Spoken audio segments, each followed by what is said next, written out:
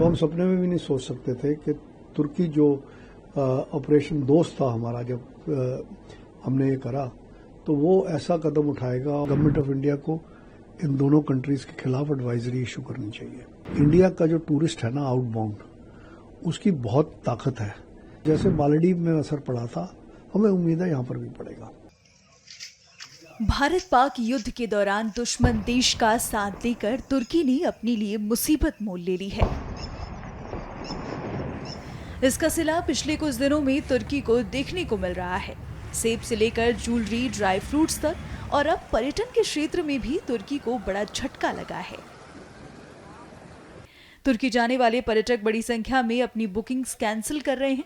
इस बारे में जब हमने भारतीय चैम्बर ऑफ कॉमर्स पर्यटन समिति के अध्यक्ष से बात की तो उन्होंने बताया कि तुर्की का हाल मालदीव जैसा हो सकता है। इंडियन चैम्बर ऑफ कॉमर्स की एविएशन एंड टूरिज्म कमेटी की तरफ से मैं अपने आर्म्ड फोर्सेस को मुबारकबाद देता हूं, अपने प्राइम मिनिस्टर को मुबारकबाद देता हूं कि ऑपरेशन सिंदूर बहुत सक्सेसफुल हुआ है।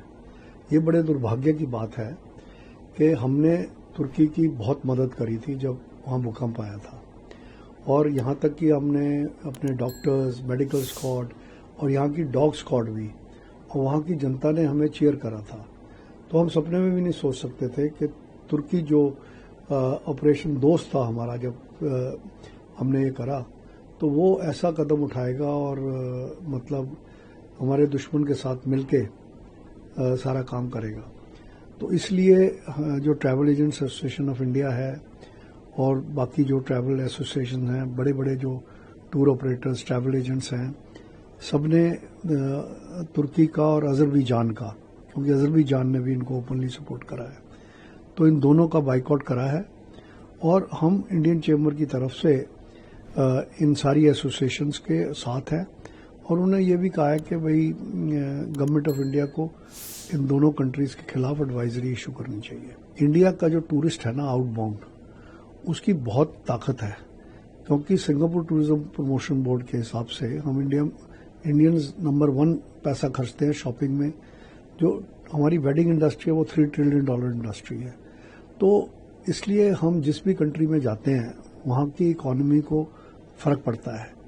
और पिछले साल 3,33,000 इंडियंस गए थे तुर्की, और 2,25,000 के करीब इंडियंस गए थे अजरबैजान।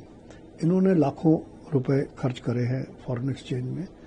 तो अगर ये लोग जाना बंद होंगे तो थोड़ा बहुत असर जरूर पड़ेगा, और जैसे मालदीव में असर पड़ा था, हमें उम्मीद है यहाँ पर भी पड़ेगा। और अपडेट्स के लिए लाइक, फॉलो, शेयर जरूर करें। साथ ही YouTube पर बेल आइकन दबाना ना भूलें और विजिट करें हमारी वेबसाइट swedeshlive.com पर।